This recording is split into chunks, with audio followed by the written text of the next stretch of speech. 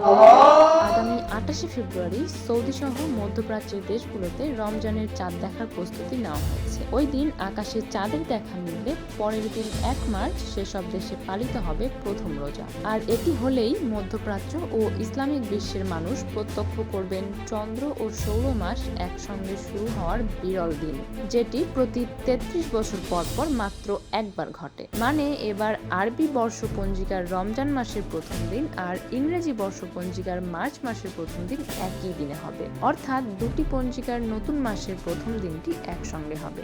সৌদির জেদ্দার জ্যোতির্বিদ্যা সোসাইটির president engineer Majed Abu জাহরা বলেছেন, এটি এমন একটি ঘটনা যেটি প্রত্যেক ৩৩ বছর পর পর একবার হয়। এটি যে কোনো মাসেই হতে পারে। তিনি আরো বলেছেন, সৌর ও চন্দ্রচক্রের মধ্যে যে জটিল পারস্পরিক ক্রিয়া রয়েছে এটি তারই একটি সাক্ষ্য। সূর্যের চারদিকে পৃথিবীর ঘূর্ণনের হিসাব করে সৌর বর্ষপঞ্জিকার দিন গণনা করা হয়। এতে লিপ ইয়ারের বছরটি হয় ৩৬৬ দিনে আর সাধারণ বছরগুলো হয় ৩৬৫ দিনে।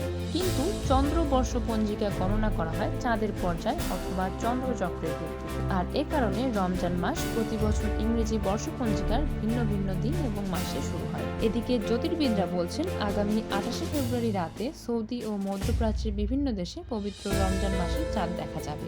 এটি হলে ওই দিন রাতে দেশটিতে পড়া হবে প্রথম তারাবির নামাজ। সৌদি সহ বেশিরভাগ দেশ এখনো খালি চোখে চাঁদ দেখাকেই রমজান মাস শুরুর নির্ণায়ক হিসেবে ব্যবহার করে। তবে কিরগিজস্তান, কাজাখস্তান সহ কিছু দেশ জ্যোতির্বিদ্যার হিসাব নিকাশ করে আগেই জানিয়ে দিয়েছে আগামী ১ মার্চ তারা প্রথম রোজা পালন করবে।